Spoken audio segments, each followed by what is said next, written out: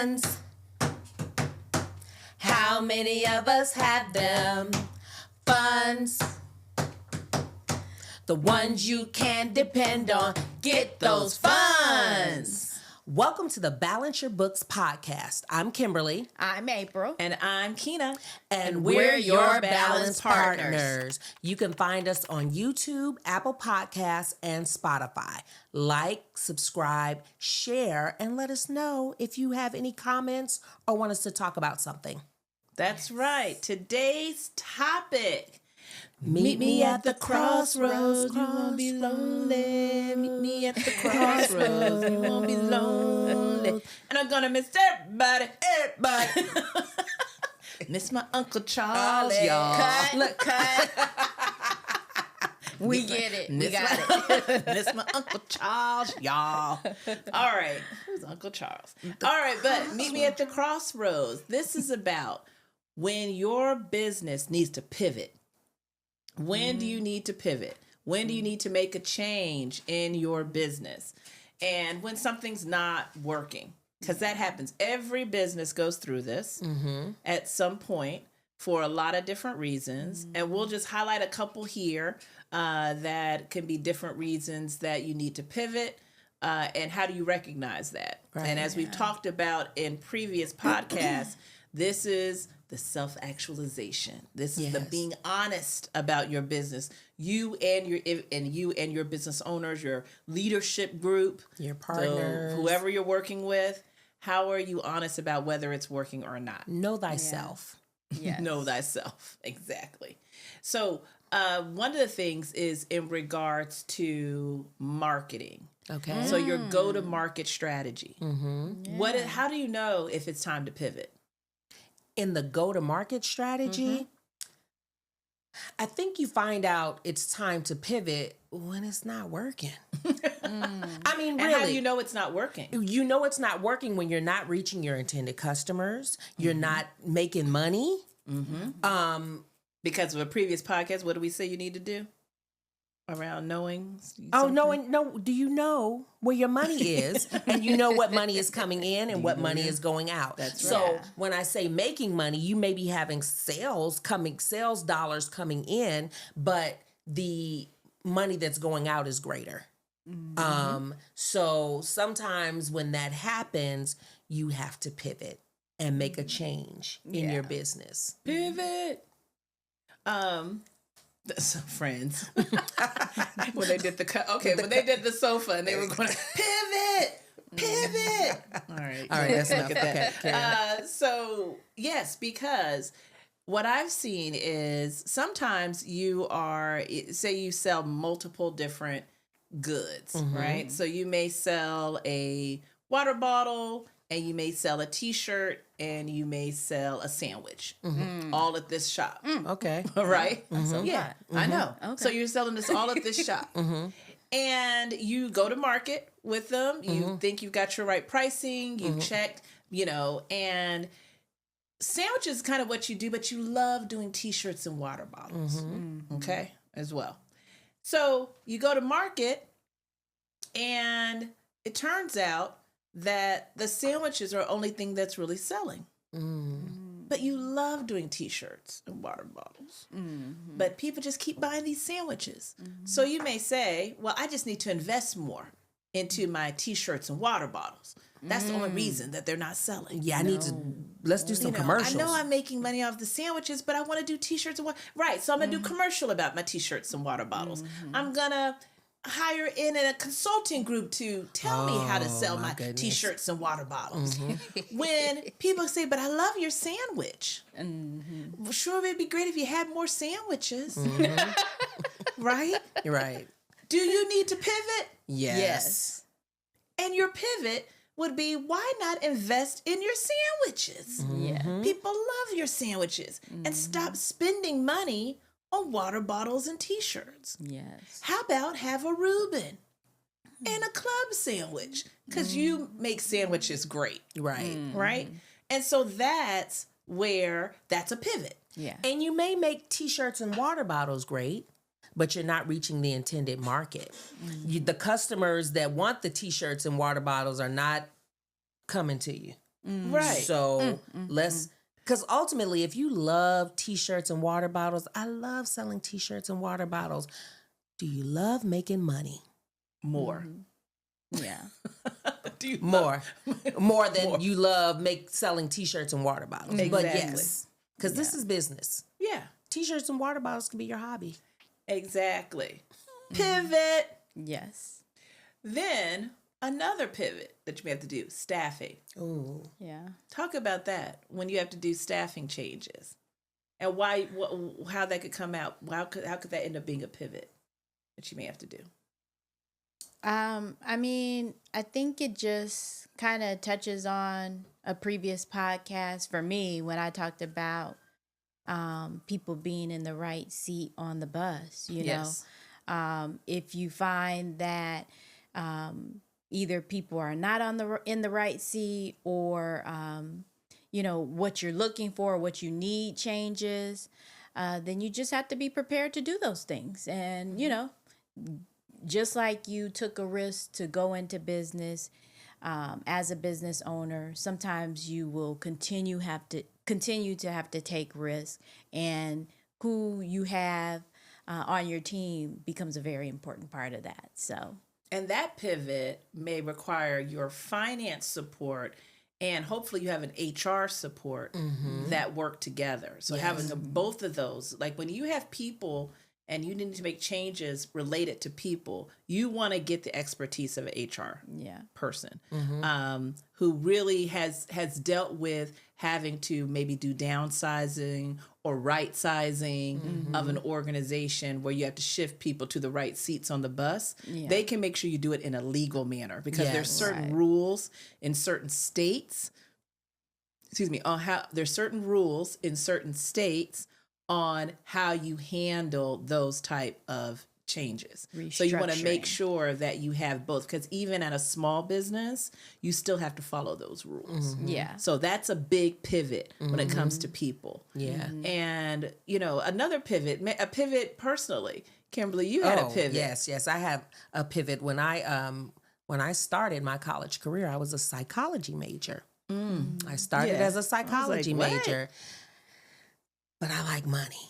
But that's not how I ended up there. I was gonna be I wanted to get my psychology degree and go to law school so I could know how people think. And when I was when I was trying a case, I could I was a child.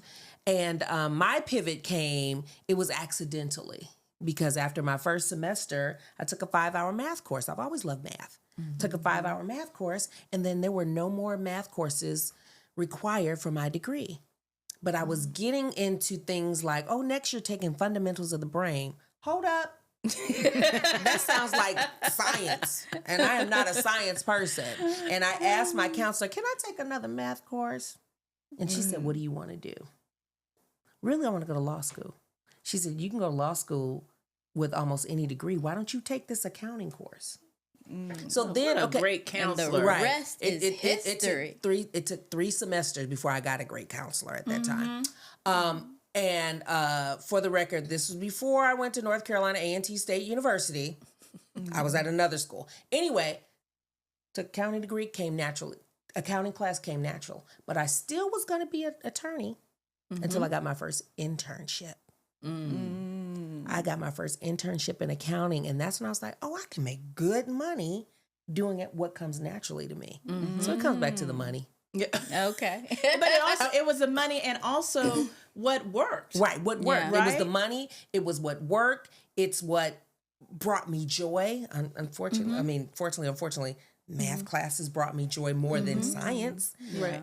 So it was a couple different things that I thankfully discovered early in my life that made me pivot. And the best pivot of my life was when I transferred to North Carolina A&T State University. And part of it was money. Because I looked at my student loan balance at that other school and I was like, whoa, wait a minute. This is a lot. And I was an in-state student there. Pivot. And that was probably the best pivot I made in my life. Right. Best decision. But I did it based on need. And it was based on need, and it was based on what I desired. And what felt right. And your own profit margin. Yeah, my own profit margin. Money. Yeah, check out our previous podcast. We talked about profit margin because Kimberly's personal profit margin was looking also pretty bad. Had a pivot. Because pivot doesn't have to be a bad thing. Right? Most of the time, it should be a good thing. Right. Hopefully. Right. And it may be scary. And so how do you kind of work through that fear? But you said it. There's some risk in starting a business. Yeah. So if you own a business, you started a business, you've worked through that fear. You've been through it. You could do it again. You know, sometimes I think it just requires putting one foot in front of the other. It can really be just that simple because everything is not predictable. You know, and what you anticipate may actually not occur.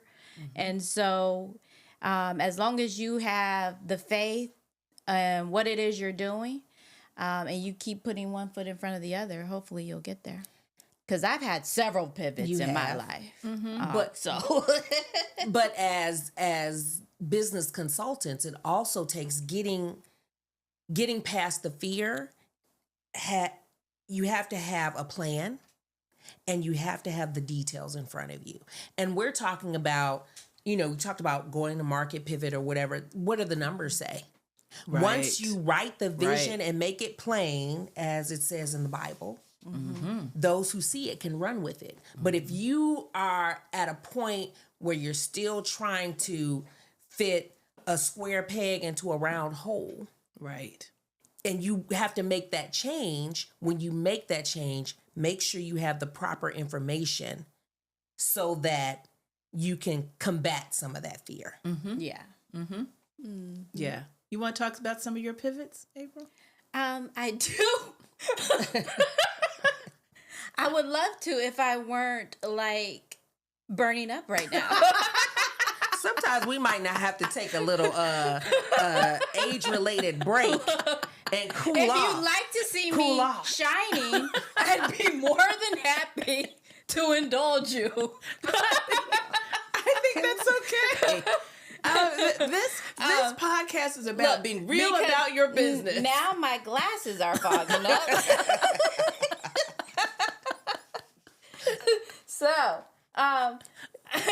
When Missy say, cool off, right? Cool off. Yes. So, I mean, yes. Do you guys really want me to keep going? Yes. Oh, okay. I mean, I've had several pivots. So we talked in an earlier podcast about my my creative side. Yes. And how I started 3 businesses. I didn't get into those 3 businesses, but one of them was the hand-painted onesies. Yes. I also started a property management company. That's right. And then I also started my CPA firm because in my mind, one of these 3 is going to stick. I don't know which one. Right. But I'm going to try all of them because they all are of interest to me. So I love to invest in property. I love the creative side of things. And I've always enjoyed math and love numbers. And that's where I started my career in accounting. So, of course, in the previous episode, we talked about my $20 onesie that was taking 2 hours to make. That was taking $40 of her time. Her $20 onesie took 40 hours of time. So that was a pretty easy one to pivot from. The property management, lo and behold, you need a real estate license in Georgia. Who knew? To manage people's properties. Well. Unless they employ you. So I found some workarounds. But, still with it really being just myself, primarily working that business, that wasn't producing the profit that I needed to continue on the scale in which I wanted to, because after I went to the city of Atlanta, these are lessons learned, by the way. Yeah, that's After why I we're went sharing. to the city of Atlanta and filed for my business license with them, and opened up my bank account. I filed with the state of Georgia. I got my EIN. Yep. Got my bank account, which I still have to today. Okay. That's when I found out, oh, yeah, I even had to call the real estate commission in Georgia to ask, is this true? You mean I can't manage properties? Oh, because I had grand You had grand ideas. You were about to blow up. Yes. I remember that. Remember? Yes. Remember? Yes. I do have my real estate license now, but that has nothing to do with the property management side. So I had to pivot from that because it wasn't even possible to do what I wanted to do. Right. That's why research is Research so important. is so Very important. Know what you're getting into before you invest time and effort and money. Right. Yes. So then, but while all of this is going on, my accounting firm is blowing up. And it's one client after another, based off of, I had no marketing strategy. It really was word of mouth. It was a niche because there weren't a lot of mobile CPAs willing to go to your business and help you. And so it was just, that's what was doing well. And that's what I pivoted to. All of my attention for the most part. And that's what's, been a great success for me. So I had to take my creative side, put it on hold, take my investing side and put it on hold and focus on what was really making me money. And I also enjoyed it. So, So you got rid of the water bottles and the T-shirts and focused on your sandwiches. Yep, I sure did. So sometimes you got to focus on the sandwich. Yes. And it's nothing like a good sandwich, by the way. True. Okay. True. Keena, share with us one of your pivots. Yes. Well, I'm a conservative. Yeah, you pivoter. are. That's what I'm like. I want to see your pivot. I always, because for April, I always sing the song, every day I'm hustling, every day I'm hustling. That's April. I love a good hustle. She loves a hustle. She was like, wait, can we make money at that? Every day. So, for me, I mean, the biggest pivot was leaving corporate America and starting this firm. And that was by far probably the biggest pivot for me. I mean, technically, I start off an econ major. When you're still in school of business. But I was in the school of business. And it actually, I don't even know if I really ever really became an econ major other than thinking it before I started school. So, it was kind of like, I don't know if it ever your really, first, some schools, your first general classes or whatever. I was in the school of business. And so, and then it just really truly went focused to accounting.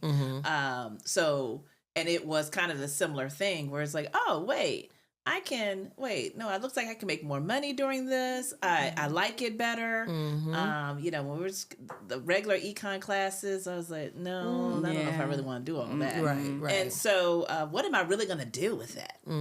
So I could see a clearer path in accounting. So, so that would probably be that initial pivot. But yeah, and then...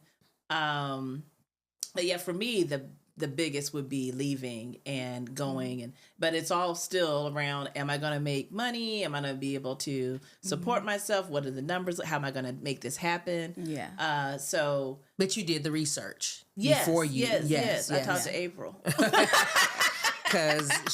Because she said, learn from my mistakes. I experienced it. You learn from it. Yes. Absolutely. Each one teach one. Let me tell you, I am not the type that, I was never the kid that if someone walked over and touched the stove and it was hot, I'm not going to go over and touch the stove because I saw you get burned. So I don't need to experience myself. I'm like, oh, if that didn't work, okay, well then that one I can check off. Let me go and try this. So I definitely leverage off of both of you in learning things because I don't need to learn it again. And you guys both, interestingly enough, talked about how you got to accounting as your ultimate major. But did either of you look at the occupational handbook? Which occupational handbook? So back in the day, there was this occupational handbook. Am I the only Back one in that the- looked at this thing?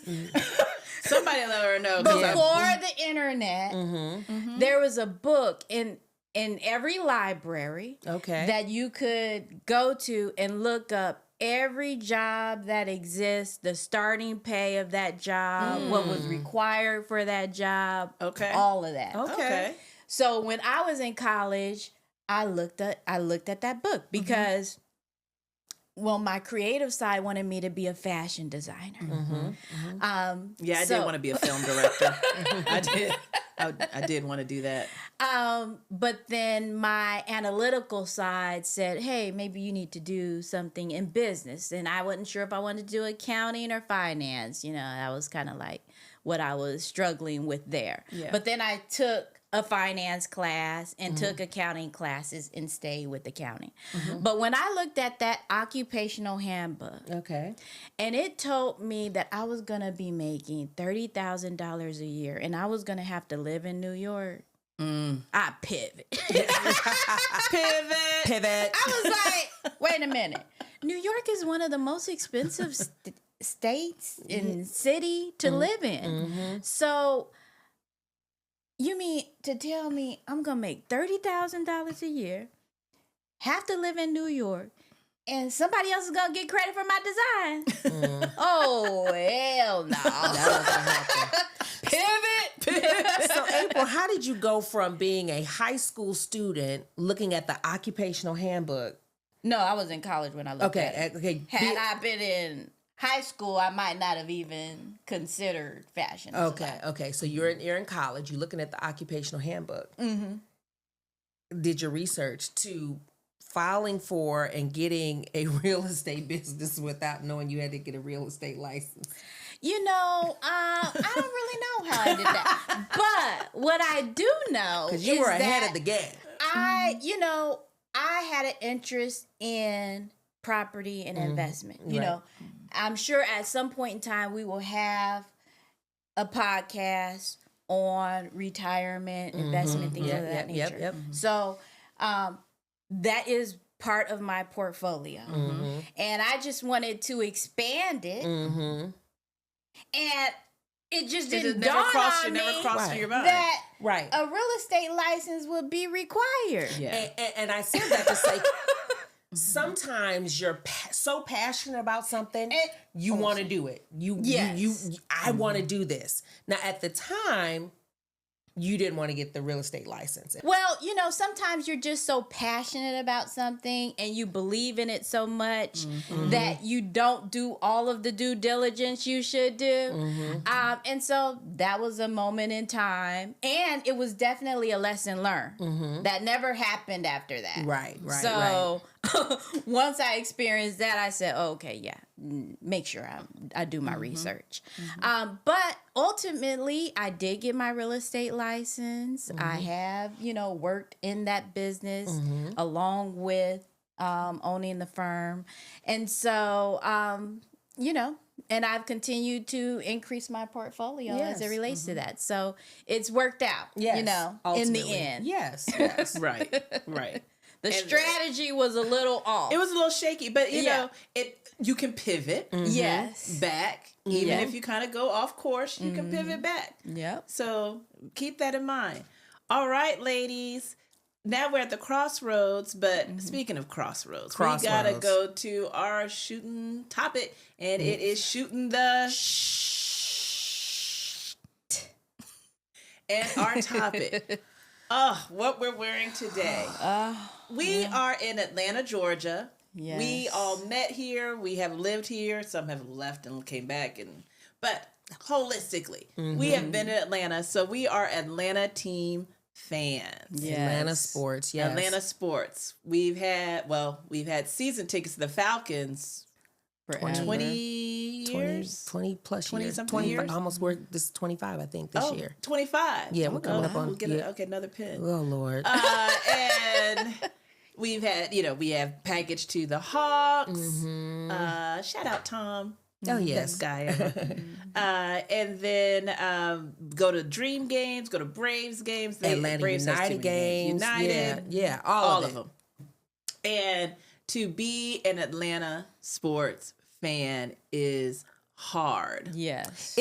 I think we're at the crossroads almost every season. Yeah. It's the we're at and the people crossroads. are like, why do you keep being that fan? So I don't think I ever shared in our Meet the Team episode that I'm from Cleveland, Ohio. I was born and raised in in the fan crossroads. disappointment.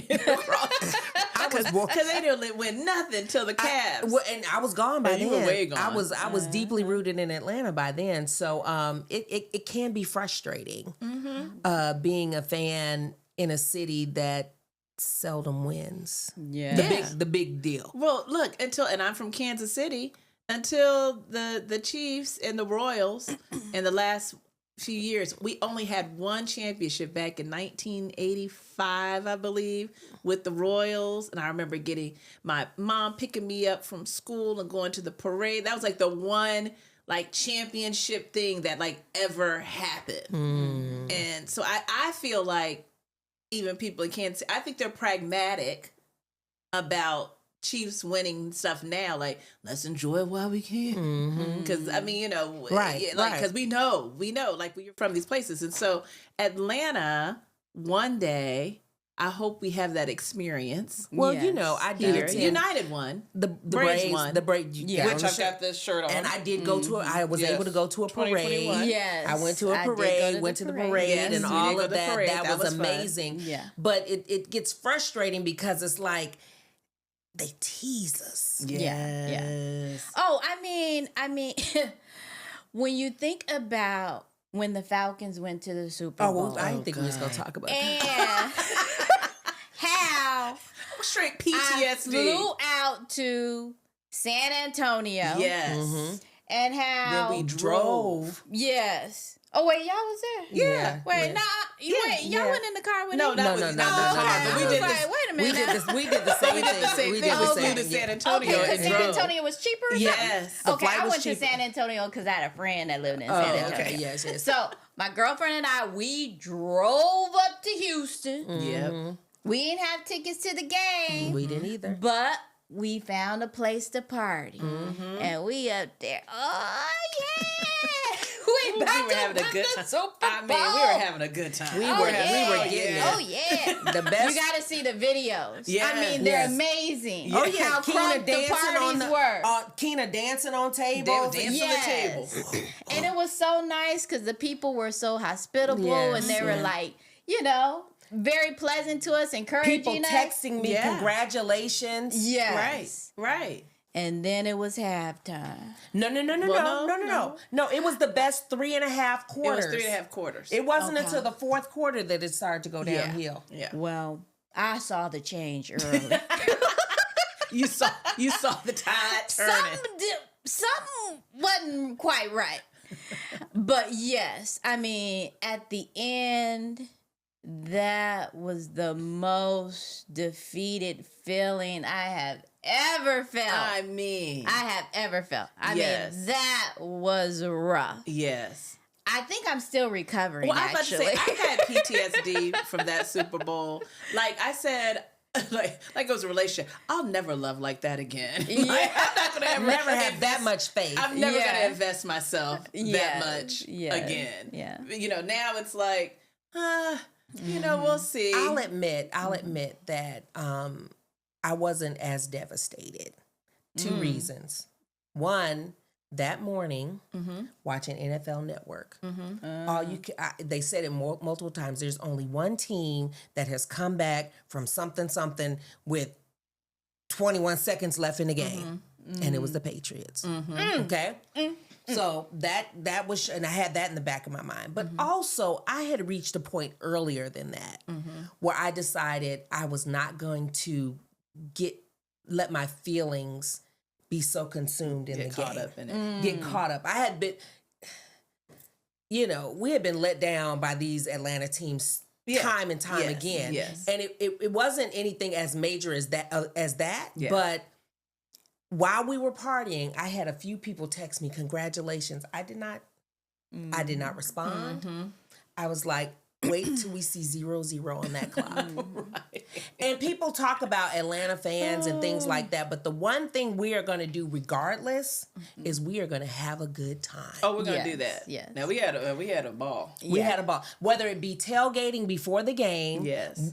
We know we're going to There's tailgate some and have a seasons good... we were like, let's tailgate hard. Yes, because we don't know what's going to We don't happen know when what's we gonna walk happen in when we that go in stadium. there. But at least we can say we had a good time.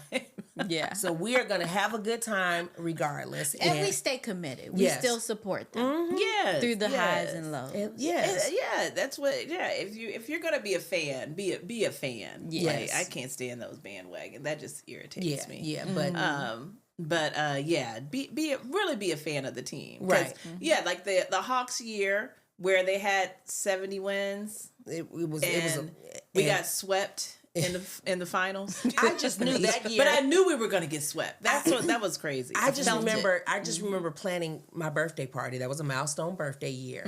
And I just knew we were going to have the game on the big screen Oh yeah. at my birthday party. We were going to put the game up on the big screen at my birthday party because the Hawks were going to be playing. Had it gone according to my we would've plan, been the we would have been finals. playing. We would have been playing on my birthday, but it didn't happen. Yeah. Pivot. Yes. And it's a crossroads every season. But I am excited about this season for the Falcons. Yes. Yes. Yeah. So They made some good picks. Yes, They did. I am They hopeful did. for the season. And see, that's why we're always positive. And we're positive about them and we're positive about your business. Yes. So Absolutely. make sure when you get to those crossroads, don't be afraid to what? Pivot. All right. We'll see you next time on Balance Your Books podcast. Again, subscribe, like, comment. Let us know what you want to talk about. We'll make sure that we get to those in our topics coming up. See you next time.